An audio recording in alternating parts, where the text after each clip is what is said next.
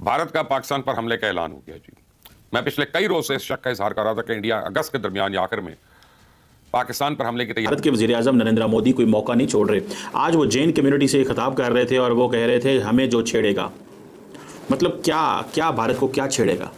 पाकिस्तान तो अब कोई बात नहीं कर रहा। वो कह रहे थे कि जब हमें कोई छेड़ेगा तो लोगों कि जिसमें आप और हम ये सब कहने पर मजबूर हो चुके हैं कि हाय अल्लाह, ये वक्त भी देखना था। ऐसा ऑपरेशन सिंदूर 2 का जो ट्रेंड है वो वायरल हो रहा है और उस ट्रेंड की वजह क्या है? इंडियन सरकार के वज़रा की तरफ से बयानात दिए गए, नरेंद्र मोदी की तरफ से बयान दिया गया कि ऑपरेशन सिंदूर जो है वो जारी है।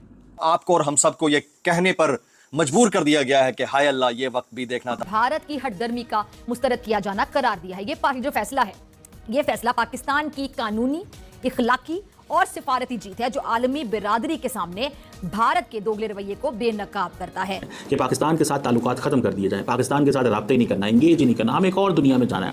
और बेसिकली उनको ये असेसमेंट दी गई कि पाकिस्तान इकोनॉमिकली कमज़ोर है, पॉलिटिकली डिस्टर्ब्ड है, इंटरनेशनली हम इसको आइसोलेट कर देंगे, अफगानिस्तान से लड़ रहा है, अंदर इसको हम इंगेज कर देंगे और अब मौका है पाकिस्तान को इंगेज करने का। ये जो दोवल साहब की डॉक्ट्रिन है कि पाकिस्तान को इंगेज कर दो, पाकिस्तान के अंदर इतना माहौल गर्म कर दो, इतना माहौल।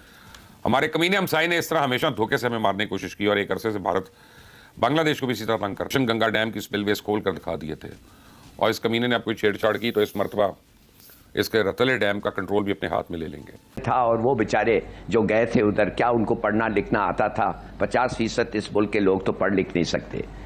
मैं तो एक और सवाल आपसे मैं पूछना चाहता हूं कि ये हो कैसे सकता है कि भारतीय वजीर आजम नरेंद्र सरेंडर से, क्योंकि उन्होंने एक सोशल मीडिया पर एक वीडियो है जिसमें नरेंद्र सरेंडर ये कहते हुए पाए जाते हैं कि जनाब ये जो इंतकाम है, मैं इंतकाम लेना नहीं भूलता और बहुत जल्द इंतकाम लिया जाएगा।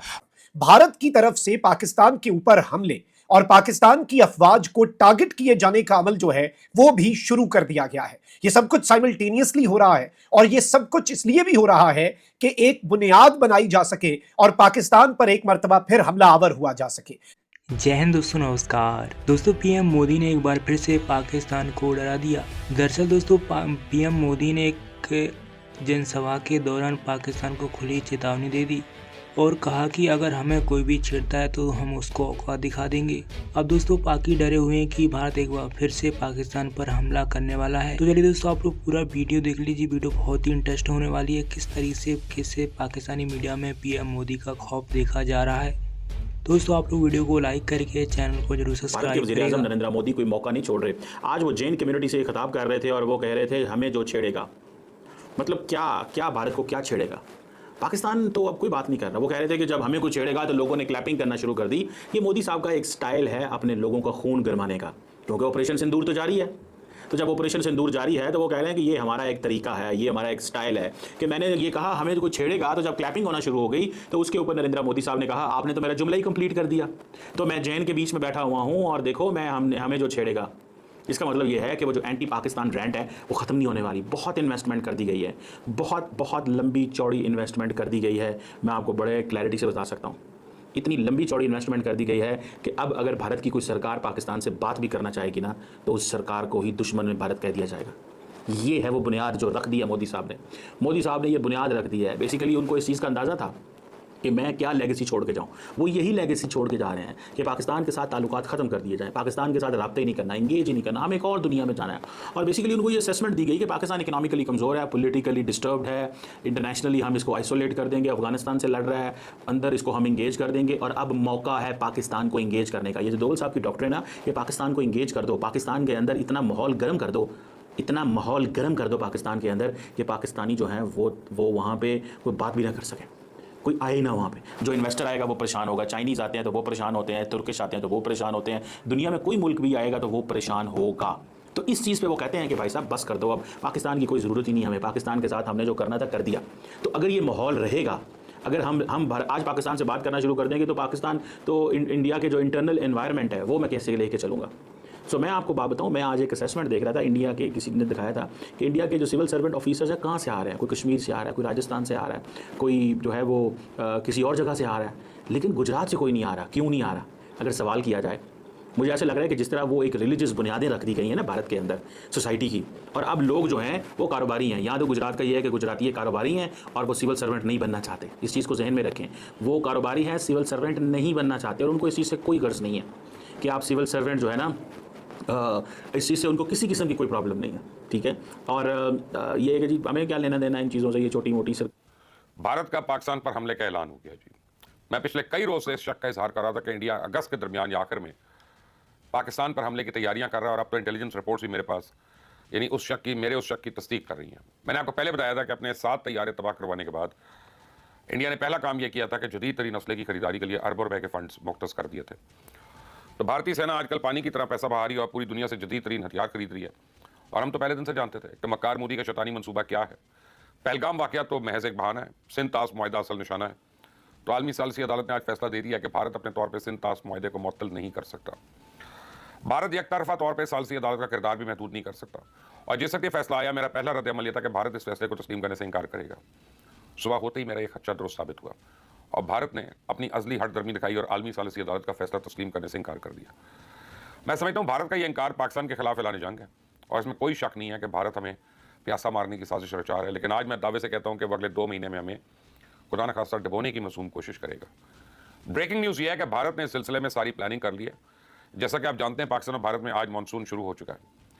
तो उस इजलास में इंडिया के वजीर दिफा राजनाथ सिंह ने साइड लाइन पर जो रशिया के वजीर दिफा हैं उनके साथ मुलाकात की है, और उस मुलाकात में इंडिया ने रशिया से ये तकाजा, ये मुतालबा किया है कि जितनी जल्दी हो सके जो S-400 का डिफेंस सिस्टम है, पहले वाला जो सिस्टम पाकिस्तान ने तबाह किया, उसकी रिपेयरिंग, उसकी मेंटेनेंस भी की जाए, और उसके साथ साथ नए डिफेंस सिस्टम भी S-400 के रशिया की तरफ से इंडिया को फराहम किए जाएं।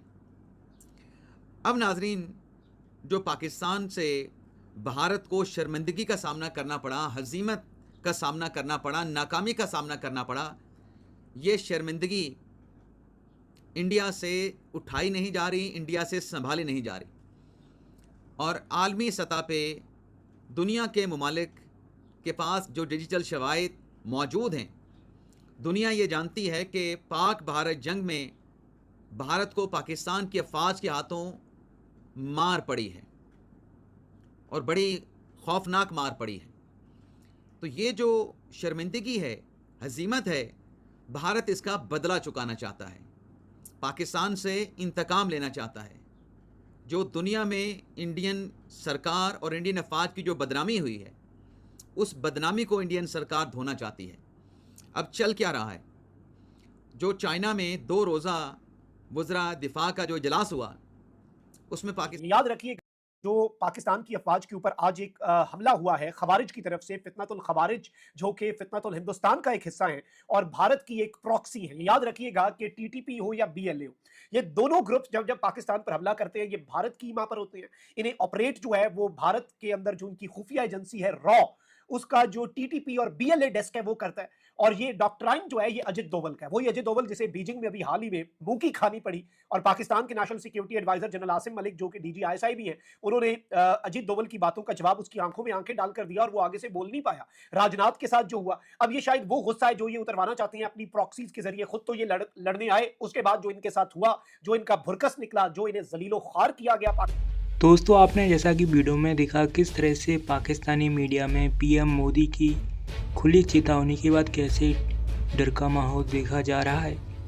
दरअसल दोस्तों, PM मोदी एक के बाद एक पाकिस्तान को खुली चेतावनी दे रहे हैं कि अगर पाकिस्तान कोई भी जुर्रत करता है भारत को नुकसान पहुंचाने का, तो एक बार फिर से पाकिस्तान को उसकी बड़ा खामियाजा भुगतना पड़ेगा। दरअसल दोस्तों, कल PM मोदी ने एक जैन समाज की संबोधन में कहा कि पाकिस्तान अगर भारत को छेड़ता है तो दोस्तों पाकिस्तान को नामो निशान मिटनाता है। जिस तरीके से दोस्तों भारत ने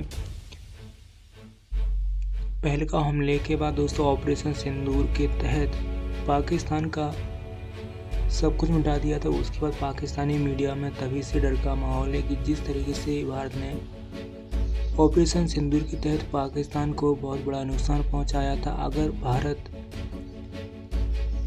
फिर से पाकिस्तान पर अटैक करता है तो दोस्तों पाकिस्तान का नामो निशान मिट जाता है। इसी को लेकर दोस्तों पाकिस्तानी डरे हुए रहते हैं कि जब भी दोस्तों पीएम मोदी कोई रैली या जनसभा को संबोधित करते हैं तो उसमें पाकिस्तानी मीडिया की कड़ी नज़रें रहती हैं, क्योंकि दोस्तों पीएम मोदी हमेशा पाकिस्तान को धमकियां देते रहते हैं। और दोस्तों पाकिस्तान का ऐसा कोई भी नेता नहीं है जो पीएम मोदी को टक्कर दे सके। तो दोस्तों आपकी इस पर क्या राय आप लोग नीचे कमेंट करके ज़रूर बता सकते हैं।